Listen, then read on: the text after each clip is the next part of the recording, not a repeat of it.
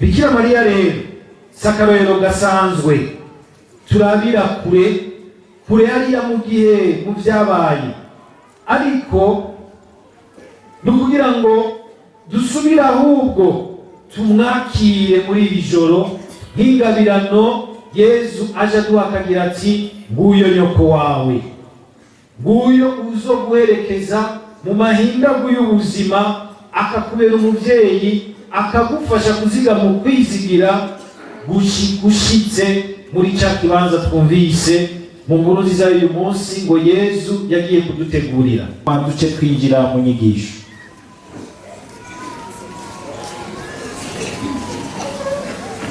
Waratsinze we, waratsinze we, waratsinze Yesu Mwana w'Imana nzima.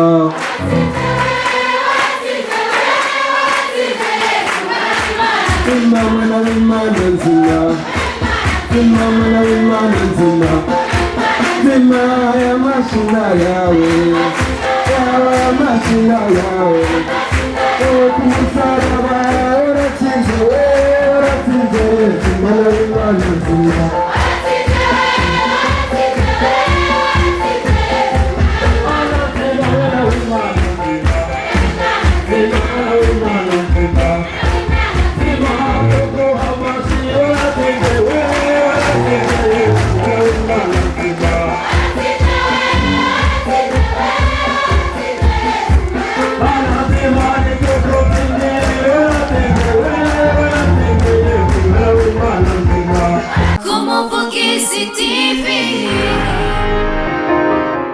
Muvyaguruke tubanze dusaba Mukama akingire uyu mwanya wose tugiye kumana muri kino kibanza, atugumize ku kiganza ciwe, adutwikiriza amaraso yiwe.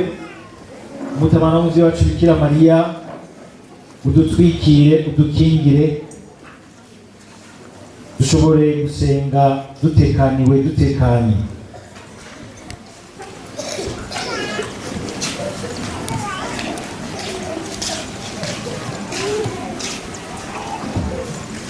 Kw'izina rya Data n'irya Mwana n'irya Mutima Mweranda. Amen. Mpagaze iruhande y'umusaraba wa Yezu w'i Nazareti, umwana w'Imana yigize umuntu, nitwikirije amaraso yiwe y'igiciro ntangere, umuco wiwe uransaze. Ndamagaye amaraso y'umwagazi w'Imana ngo ankingire, yongera akingire abari ngaha bose. Amaraso yiwe naducyorora ibicumuro vyacu vyose, nadukingira akabi kose, ibitero vyose vya sekibi n'iyo shambi zose. Amaraso ya Yezu natwikire imiryango yacu, abagenzi bacu, inshuti zacu, inzu zacu, ivyo dutunze vyose n'ibitwega vyose. Mutima Mweranda natwikirize inyizo y'ububasha bwiwe butananirwa abari ngaha bose. Nagaragaze itsinzi ya Kristo muri kino kibanza, natuze shetani iteyomoke, yongera abohe imitima mibi yose, ayibuze kwiserura no kudurumbanya hano, maze ivyo tuza kuvuga no gukora vyose tuvyoshwe kandi tubikoreshwe na Mutima Mweranda.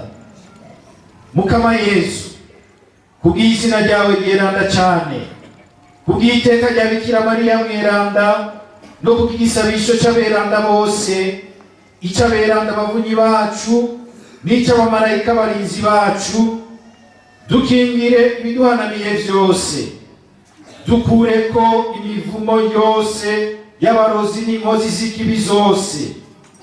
Dukize Mukama ivyo vyose vyodurumanya muri rino joro, dukuremwo ibyago byose, eka ibibi byose bituruka ku mitima mibi. Bikira Mariya natunyegeze mu mutamana wiwe w'umugabekazi w'abamarayika, atwinjize mu ntsinzi ya Kristo yazurutse. Mikaeli mweranda umumarayika mukuru, tuvune muri iyi ntambara, duhagarikire ya shetani mbi yoye kudutsinda. Imana niyiganze iyaka ububasha bwo kugirira nabi uwo wese ari ngaha. Ndahamagaye ibigwanisho by'Imana ngo nsinde imitego ya shetani, ndikenyeje ukuri, ndikwije ubutungane, ngo ntambukane ishaka ryo gukwiza hose inkuru nziza y'amahoro. Ndambaye ingofero y'ubukiriro, mfise inkizo y'ukwemera, kugira ngo mbashe kuzimya imyambi ya sekibi. Nitwaje inkota ya mutima mweranda, ari ryo jambo ry'Imana, ngo senyure ibirindiro vy'umwansi shetani. Ndugije amaboko ngo nirahaze kandi ntamarire Imana yanje. Ndambariye urugamba, ntambukana ubutwari nka Dawudi atana mu mitwe na Goliyati.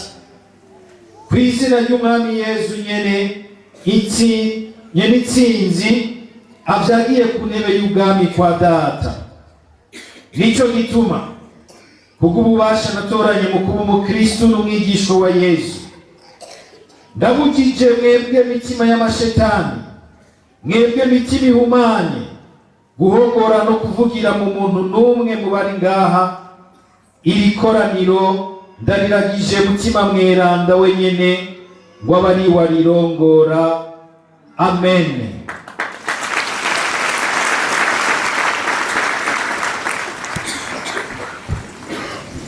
Dutere akaririmbo ko kuninaza Imana, hama duce twinjira mu nyigisho.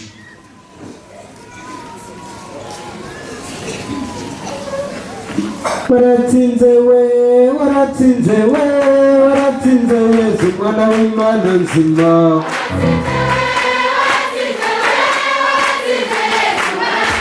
Zima mwana w'Imana nzima, zima mwana w'Imana nzima, zima ya mashina yawe, ya mashina yawe. Kumusaraba waratsinze we, waratsinze Yesu mwana w'Imana nzima.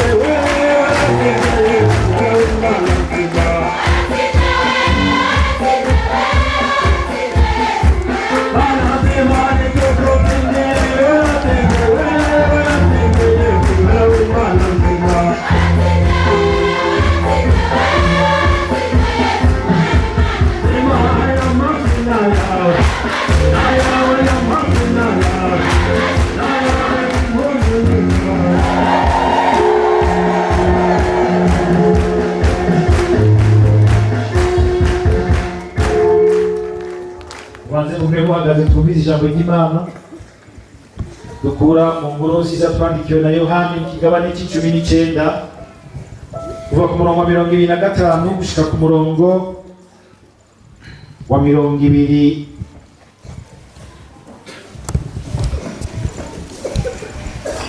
gushika ku murongo wa 20.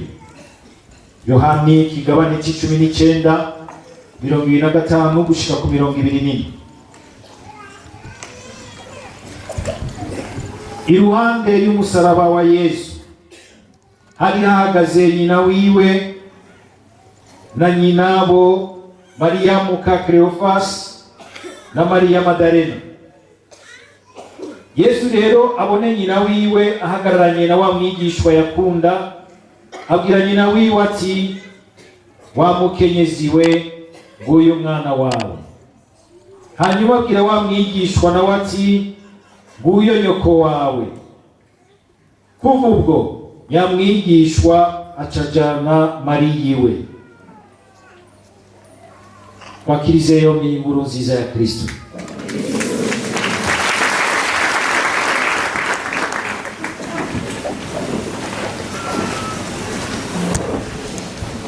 Mwumva mwese mumerewe neza nako mwasangiye kandi Yesu ari kumwe namwe.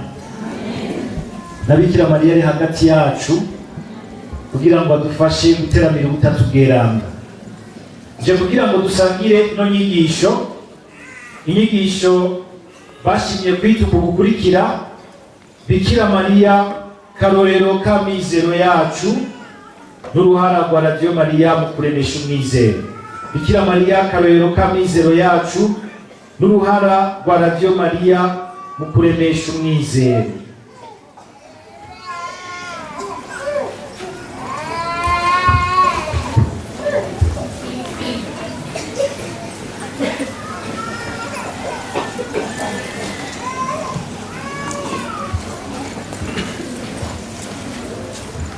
Bikira Mariya karorero ka mizero yacu n'uruhara rwa Radio Mariya mu kuremesha umwizero. Tugire Kristo.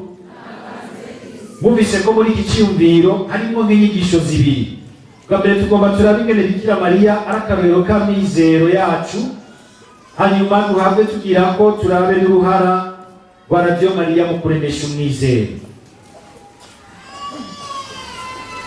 Tugire Kristo. Mu bantu b'intangarugero mu kwizigira Imana nk'Imana koko baheta abandi bose, harimwo abantu babiri bakomeye ndababapfinze ninde nande. Abantu babiri bakomeye baheta abandi bose mu kwizigira Imana nk'Imana koko. Hariho ubwa mbere sokuru wacu inde? Ego, sokuru wacu Ibrahimu. Mugabo hejuru ya Ibrahimu ndabapfinze uwundi umwe ninde? Ni Bikira Mariya. Abo bantu babiri baraheta abandi bose mu kwizigira Imana nk'Imana koko. Ariko tukabona muri abo babiri uyadasanzwe aheta abandi bose Bikira Mariya. Bikira Mariya azaragaheruza mu kwizigira Imana kuko ataho yigeze akekereza ngo ahave arondera iranguka ry'Imana yari yamubwiye mu nzira itariyo, mu nzira itari y'Imana yari yashatse gucamo. Aho tubona Aburahamu wewe hageze aho asa n'uremerewe no kurindira iranguka ry'umuhango w'Imana, Sara muja mu gutwi, baraheza bagomba guca aho Imana itategekanije. Imana irababwira ati utwo mwico bacobeye siho nzoca, nzobaha umwana wanyu, umwana w'isezerano. Ariko Bikira Mariya we ntiyigeze akekereza, kuko ngo yamye azirikana amajambo y'Imana akayagumya akamukomeza. Ariyo yatumye twumva muri iyi nkuru duhejeje kumviriza abo umuntu ahagaze no munsi y'umusaraba wa Yesu yarahagaze. Ikindi gihambaye, Bikira Mariya sakarero gusa turaba tugatamarira ku kwisigira, ariko n'akarorero kuri hagati yacu badufashe aduherekeze natwe muri uko kwisigira kwamuranze, kukamuha igihagararo gikomeye tugira tubone. Cyabaye igihagararo gikomeye kuko cyamuhaye kuguma ahagaze munsi y'umusaraba, aho abagabo bamwe tuzi mu ntango biyemera nka Petero bari bataye bakomoka. Bikira Mariya rero sakarero gasanzwe turabira kure hariya mu gihe mu byabaye, ariko no kugira ngo dusubire ahubwo tumwakire muri iri joro nk'ingabirano. Yesu aje aduhakagira ati nguyo nyoko wawe, nguyo uzo guherekeza mu mahindagu y'ubuzima, akakubera umuvyeyi, akagufasha kuziga mu kwizigira gushitse muri ca kibanza twumvise mu nkuru nziza y'uyu munsi ngo Yesu yagiye kudutegurira. Bikira Mariya rero sakarero gusa n'uri hagati yacu ku nzira y'ubuzima bwacu, wabandanya arangura igikorwa Yesu yamushinze cyo kuduherekeza mu nzira y'urukiza, kuko azi neza yuko bitoroshe kuruzigama, kururagamamwo gushika ku musozo. Bikira Mariya si akarorero gasanzwe ku kwizigira, ahubwo ni ingabirano Imana yaduhaye ngo dushobore kuzigama ukwizigira. Nguyo nyoko wawe azoguherekeza, agushigikirana cyane cyane muri ya myanya umenga byose biraguhindutse, abantu ukamenga barabigutana, nta n'icyo bakigushoboreye kinini. Aheze akugumye mu kwizigira gushika Imana ikurangura icyo yakuraganiye cyose, gushika icyo Imana yakwemereye gitahe kiranguke gushika ku musozo, agushikirize Yesu. Tuzirikane rero ino nyigisho mu bice bitatu. Ubwa mbere tubanze dutahure ibintu bibiri dukunze kwitiranya kuko birahambaye, kugira ngo ntiduhave tuza turabyitiranya. Nawe usanga umenga amajambo turayakoresha ndogira nti tuyahanahana nkayitabana musigura imwe. Turabanza tuze gutandukanya neza icyo ari cyo ukwizigira n'umwizero. Ukwizigira n'umwizero. Ubwa kabiri turaza kubona ingene Bikira Mariya ari akarorero ku kwizigira. Ubwa gatatu duhave turaba rero ingene Radio Mariya iremesha ukwizigira. Ubwa mbere dutahure neza itandukaniro riri hagati y'ukwizigira n'umwizero usanzwe. Ukwizigira n'umwizero, ayo majambo turakunze kuyakoresha yose tuyitiranya, ariko ugiye kuraba neza ntasa. Reka mbanze ndabishire mu Gifaransa kumbura bumva agafaransa baraza kubitahura. Icyo twita l'espérance et l'espoir. Abumva Igifaransa icyo bintu biravuga ari bibiri bitandukanye. L'espérance et l'espoir, ukwizigira n'umwizero. Nibyo hari aho dukoresha umwizero mugabo dushaka kuvuga ukwizigira. Nk'uko kugira ngo kandi ivuga inyaruke umenga gukoresha ijambo ukwizigira umenga riremereye gateba, umuntu agaca akoresha iriri gufi cyane umwizero, ariko ashaka kuvuga ukwizigira. Mugabo burya hariho ukwizigira n'umwizero, twagiye turabaho bitandukaniye. Ubwa mbere biratandukaniye uravye aho bishingiye, biratandukanye uravye aho bishingiye. Burya ukwizigira gushingiye ku muhango w'Imana. Umuhango w'Imana, Imana hariho imihango yaduhaye muri Yesu Kristo, hariho ibyo yatwemereye muri Yesu Kristo. Kuvaho rero Yesu Kristo apfiriye akazuka mu bapfuye, ibyo Yesu Kristo yatwemereye byose urashobora kubisaba Imana kandi ukabironka mu izina ryiwe. Yesu akagira ati, icyo muzosaba cyose data ubwanje muzokigabana. Muri ino joro ushaka gusaba iki Yesu? Abantu mwese murazi yuko igihe dufise umuhango, igihe dufise intoranwa, tuyitorana igihe nyine kuyidutoranya apfuye igacidushikira. Yesu yarapfuye kugira ngo imigisha n'imihezagiro yose, imihango myiza y'ubukiriro bwa hano ku isi nubwo hanyuma y'ubuzima bwa hano ku isi ishobore kukurangukako, icyo twita testament. Birahambaye rwose. Hariho imihango inzogira ni imigisha n'imihezagiro Imana yatwemereye kuva kuri Ibrahimu. Hariho n'ibindi yatwemereye muri Yesu Kristo. Murazi ko muri Yesu Kristo ariho dufise ubwuzure bushasha, le nouveau testament. Testament nazo zugururwa igihe nyene kuyitanga amaze gupfa.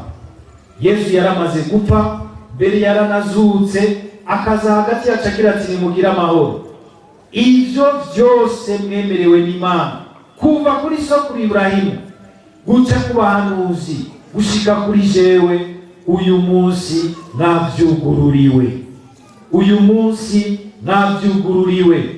Musabe Bikira Mariya adusabire twugururirwe ibigega by'imihango Yesu yose Yesu adufise ko uyu munsi bikenya igenda ibarambutse.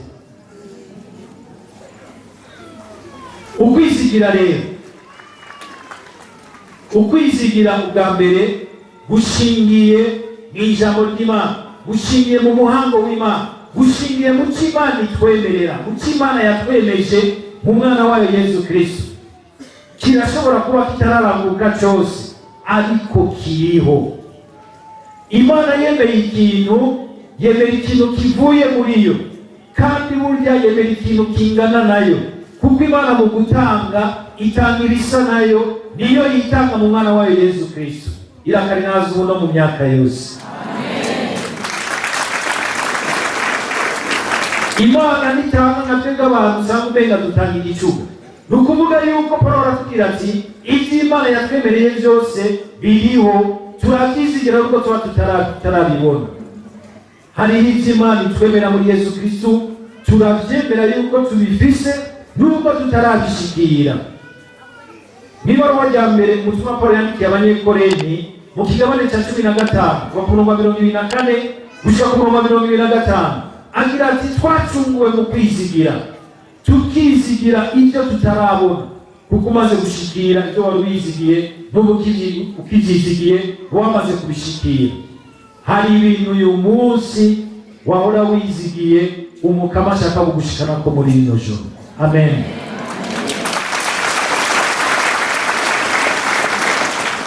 Biranguka rero mu mukama, turavyemera tukavyizigira, kuko bwa mbere bihagaze mu majambo y'Imana ava mu kanwa k'Imana. Imana itabesha, Imana itihenda, Imana atawe yobesha. Imana ikivuze kiba kirangutse. Ivyo Imana yatwemereye biriho, biri imbere y'Imana. Iza irabikuzanira kimwe cyose ku gihe cyaco, mu gihe cy'ubuzima bwawe.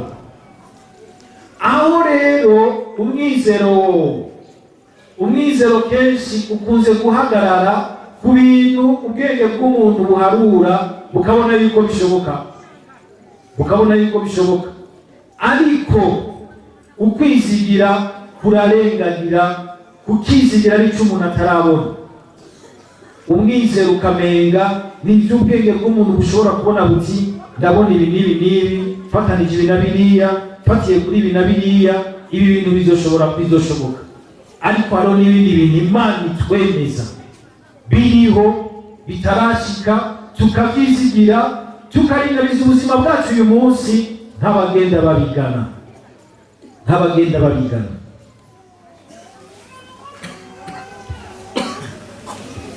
Ubwa kabiri, ivyo bibiri biratandukaniye kuwo bishingiyeko.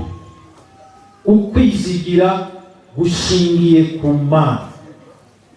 Kenshi umwizero tuwushingira ku gahanga k'umuntu, ku biharuro by'umuntu, ariko ukwizigira tugushingira mu Mana.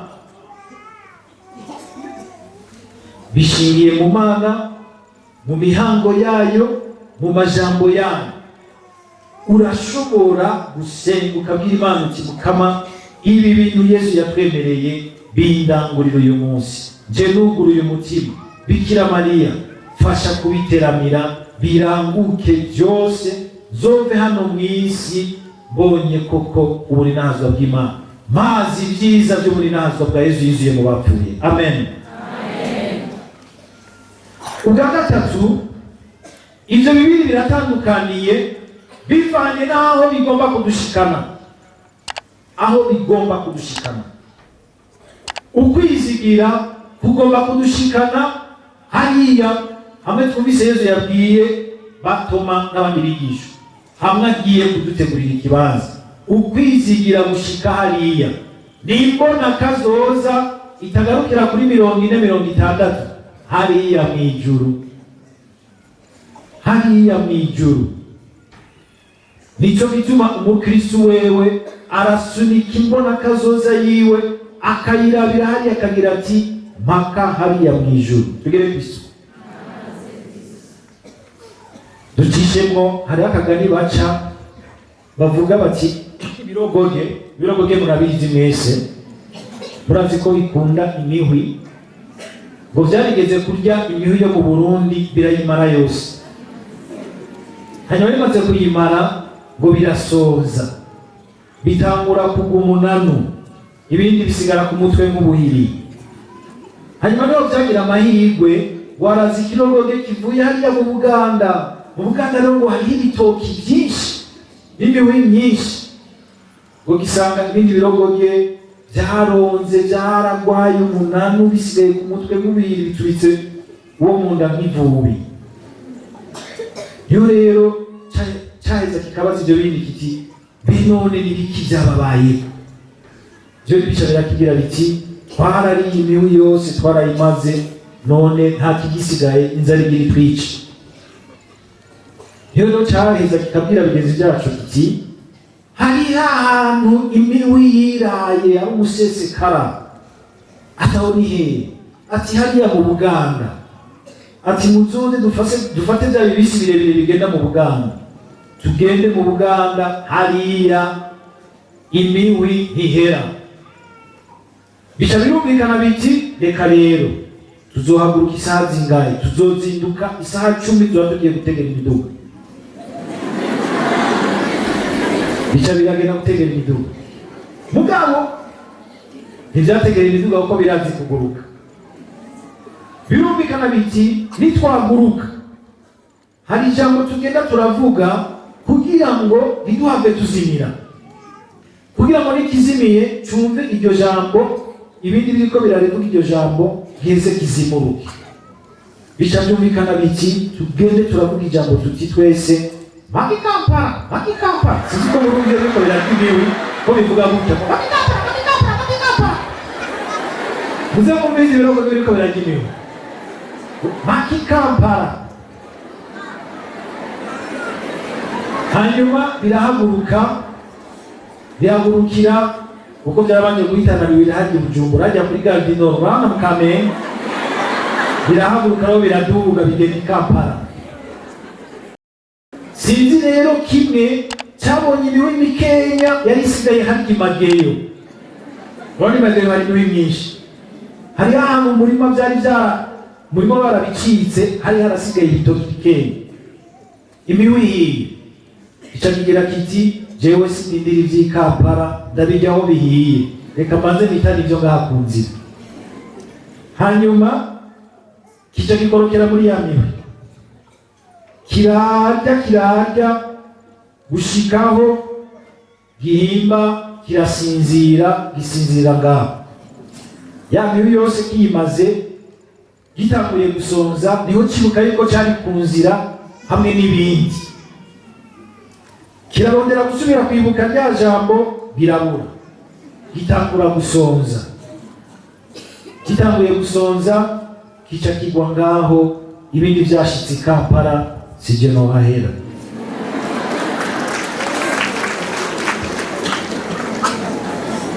Ako kagani murumva ico gatumbereye. Natwe ni mpaka mwijuru, mu kwizigira mpaka mwijuru. Ijambo tugenda tunumviriza ni ijambo ry'Imana, ridufasha kuzimuruka n'igihe tugire tuzimire, rikadufasha ritugira riti, bandanye urugendo, ntuhava uhera mu by'isi, iby'isi birahera, ugapfa kwicwa n'umunani. Mpaka hariya umuntu niko agakoresha iby'isi, mugabo ntahere mu isi, ntabwo w'isi. Mpaka hariya umwizero wowo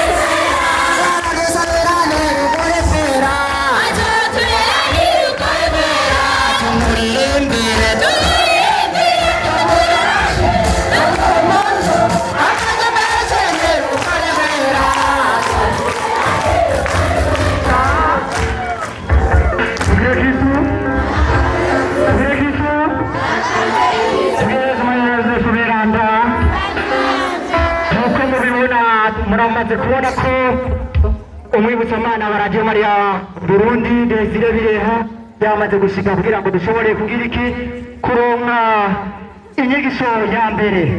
Akajesho gahora mu itama mugume hamwe abafite amatelefone ngo twababwiye kuva mu ntango murababwira ko bashobora kuza kugura abariko bari kwizinyigisho zo gutanga. Haleluya.